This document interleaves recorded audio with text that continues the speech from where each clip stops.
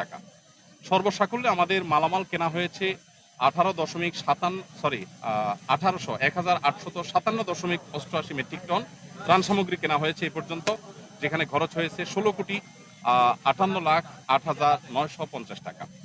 আর আমরা পানি একটু শুকিয়ে গেলে, বন্যার পানি একটু শুকানো শুরু করলে 1 লক্ষ পরিবারকে 25 কেজি করে চাউল দেবো ইনশাআল্লাহ। কারণ আমরা জানি যে বন্যার পানি শুকিয়ে গেলেই কিন্তু মানুষের কষ্ট শেষ হওয়া নয়, বরং অনেক কষ্ট তখন শুরু হয় নতুন করে। বিশেষ করে যারা ছোট ছোট ব্যবসার উপরে ডিপেন্ডেন্ট ছিল, সেগুলো শেষ হয়ে গেছে, তারা নতুন করে দাঁড়াতে আরো সময় লাগবে।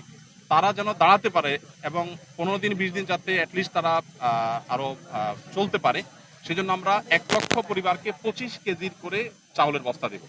এখানে আমাদের লাগবে হলো 2500 টন। এর অর্ডার আমরা ইতিমধ্যে দিয়ে ফেলেছি, অর্থাৎ পার্চেসিং হয়ে গেছে। আগামী 3 বা 4 তারিখ থেকে আমরা ইনশাল্লাহ, 3 তারিখে মাল ডেলিভারি পাবো, 4 তারিখ থেকে আমরা ডিস্ট্রিবিউশন শুরু করবো। ফেনীর যে সমস্ত এলাকা শুকিয়ে গেছে